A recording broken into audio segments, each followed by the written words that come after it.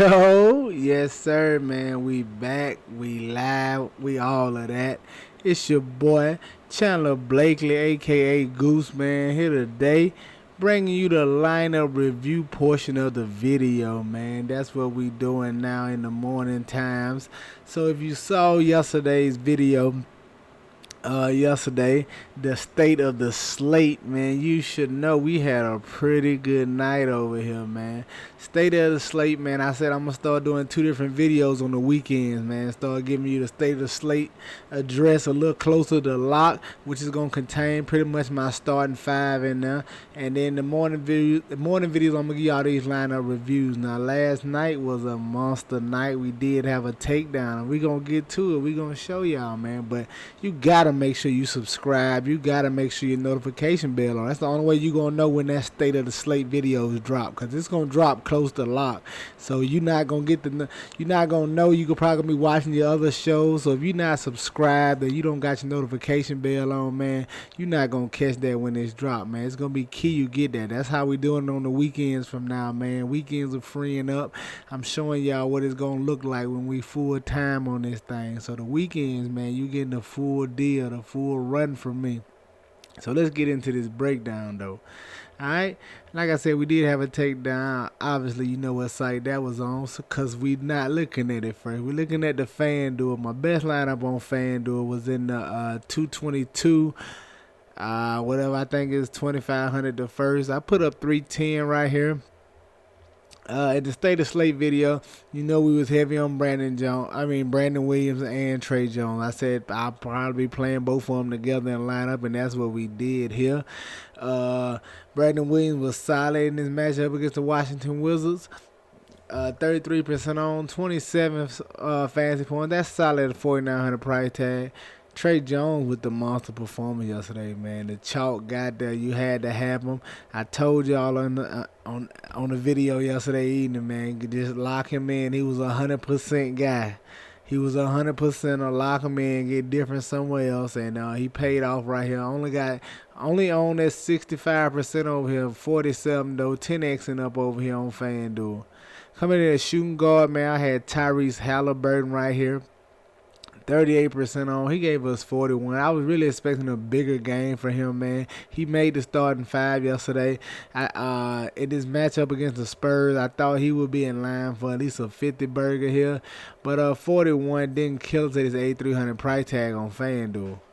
At the shooting guard, Donovan Mitchell, man. Another solidly on play right here, 39%.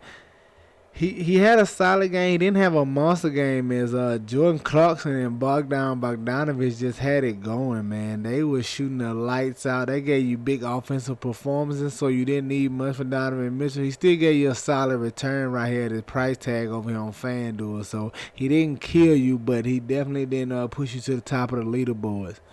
Come in small forward, man. Got too cute right here. I went with Will Barton, 4,900. I love the price tag on him. It was a little tougher matchup against the Raptors, but got him at 3% on, man. He gave us 24 FanDuel points. I wanted to go to him because just at that price tag, I figured something like this, at the worst could happen right here. I figured it was the worst outcome from him, and that's not even too bad. 24 fantasy points from a guy that was 4,900 didn't destroy me at all yesterday. It was solid enough, but I knew he had the upside for 30, maybe even 40 fantasy points in this spot, so we wanted to take a chance on it, and we got him low on at 3%.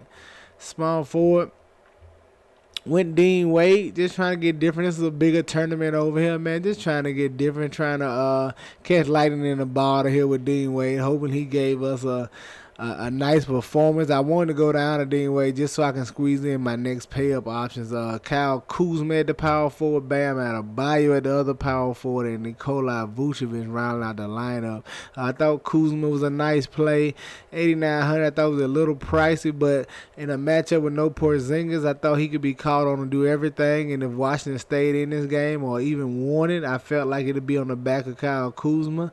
Well, they got handled pretty much most of the game. They went on a little run toward the end, but the Trailblazers had this one in hand pretty much the whole time, and Kuzma never really got going. Came in at 12% on. He gave us 29 FanDuel points, not nearly enough for his salary over here on FanDuel. Bam Adebayo going against the Minnesota Timberwolves. I thought he would lead them to a victory here in this spot. 34% on. He gave us 44 fantasy points. Solid outing for Bam Adebayo at 8,600 on FanDuel. Another guy that I just felt like he was in line for another 50-point type performance over here on on FanDuel, but it didn't quite pan out that way, man. I thought he should be in line for 50 across both sites actually, but still solid enough. Like I said, at this 8,600 price tag. And at the center, man, Nikola Vucevic, I thought he was underpriced here, especially in this matchup against Cleveland with no Zach LaVine. I didn't like the pace of the game, but I thought that LaVine missing could give him a little more use, a few more shot opportunities going against a Cleveland front court who was without a good defender in a guy named Jared Allen. So I thought Nikola Vucevic could have a big game in this spot. He was solid, gave us 43 FanDuel points over here for I think it was 7,600, 7,400. So definitely came in nice over here at Vucevic. Like I said, we just missed the cash line over here. I think it was we ain't just missed. I think it was 335, something like that. It was a few points off, but yeah, that was our best lineup at FanDuel. Let's see what the winning lineup was. Celtics NC put up 469.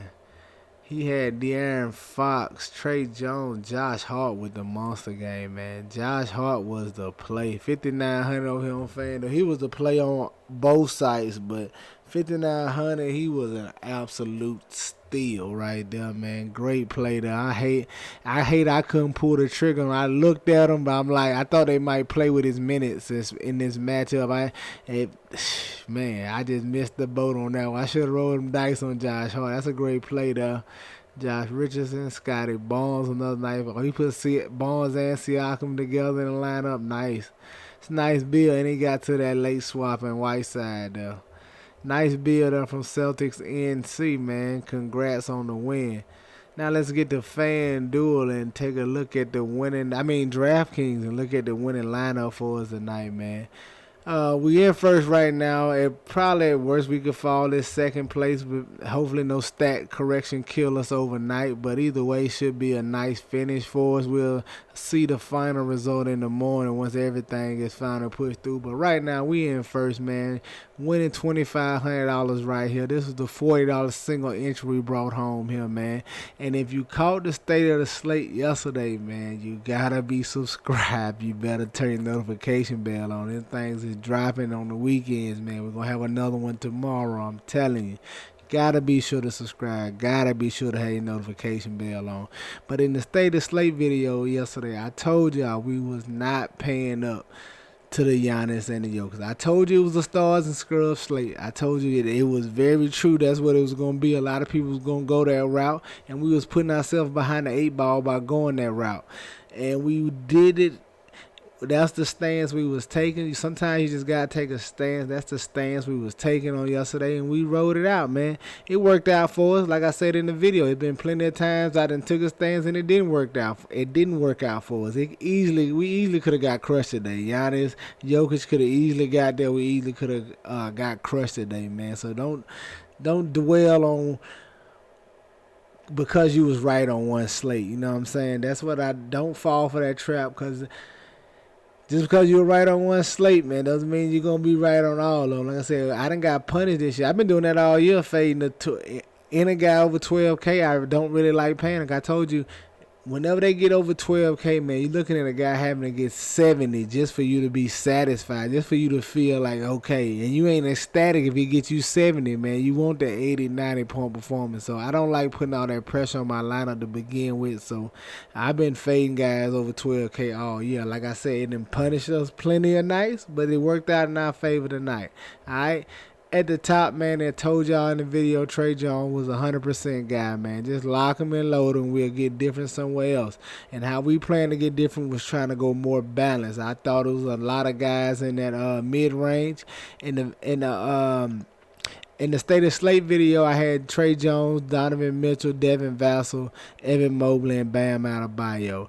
Now, after the video dropped closer to lock, I got the news that Love was starting, so it made me feel a little uncomfortable with Mobley. As I knew Love is a guy who could take some offensive usage away that Mobley had been getting the prior couple games. So I kind of fell off of him. And then we got the news that Rudy Gobert was not playing tonight. It was an instant late swap for me to Whiteside. I just knew like Whiteside was the play for me. I knew we should be able to get him at low ownership because most people went with those other cheap centers like maybe some Lockdale, maybe some Collins, maybe some Gafford. There was plenty of other cheap centers to be had, so I thought it was a nice play to late swap over here to Whiteside, and that's what we did. Now, I had already was in love with Donovan Mitchell, so he was not moving. So once we got here, man, we also got news that Fred VanVleet was not playing, and they announced Scottie Barnes starting at point guard. I told y'all last time out when Scottie Barnes was at point guard, just play him, man. The assist opportunity with what the kid already does and some ball handling responsibilities. I love playing Scottie Barnes at the point guard, and that's why we got to him right here on another little late swap play. That would help me move off of Mobley. Once we got that VanVleet news and I knew Scottie Barnes was starting at the point guard, that's how we got to Scottie Barnes right here, man. At this point, man, I was getting late in the evening. I had just missed. I wanted to pay up to like a Curry or maybe even a Giannis here, but I had missed that lock because I couldn't decide what to do here. So that just left me in a situation where I had already had two pieces of the Sacramento-Utah game, and on that Utah side. So I said, hey, only pay up options left for real are Fox to get different, right? Like I said, I didn't want to get to those 12K guys. So to get different here, I just went Fox, man. 9,400. I felt like it was a tough matchup against the Jazz. That could be a blowout, but I thought the fact that Sabonis was ruled out really helped Fox in this spot. He was gonna have to do everything for this Sacramento Kings team. It's truly his team when Sabonis is out. It's his team when Sabonis is there, but he shares the workload. No Sabonis, everything falls on his shoulder, man. I knew if he could get it going, this could be a nice spot for him. So that's how we got the Fox, got him at 7% on, and that ended up being the difference for us, man. Once we locked in Fox and Barnes, it was just a set. Who was left at the salary we had, and Rui Hachimura was right here, man. There was no thought process in it. He had been playing 20 to 25 minutes. There was no Porzingis had been ruled out, so I put him right in the lineup, man. Figured he could inch his way to 28, maybe even 30 if it was going good. He had me nervous. It came down to a sweat with Rui, but he ended up getting it done for us at 12%, man, as we just won this thing over here in the $40 single entry. So like I said, Hopefully we do. We waiting on the stat corrections now, but I'm just trying to get this review out for y'all tonight, man, and make sure, and just to tell y'all, give y'all plenty of time to be subscribed by tomorrow evening, close the lock, man, so you can catch that state of the slate video. All right, there you have it, man. Just wanted to get this lineup review out to y'all, man. Hoping y'all is liking the new flow of the channel on the weekends, man. Put in the comment section, let me know what y'all think. Y'all like me doing it like this, or y'all prefer the old setup, man? Just trying to add a little spice to the channel, a variety. Maybe some more people hit the subscribe button. We getting a lot of watches, but not a lot of added subscribers, man. We're gonna bring y'all some value, some exclusivity here, as the state of the slate is gonna be crucial, and you gotta be subscribed and have your notification bell on to get it, man. But that's gonna do it for us here today, man. Y'all already know, man, the first of many lineup reviews here. Y'all know the motto: chances make champions. Y'all green up, man. I see y'all tomorrow. All right, let's go.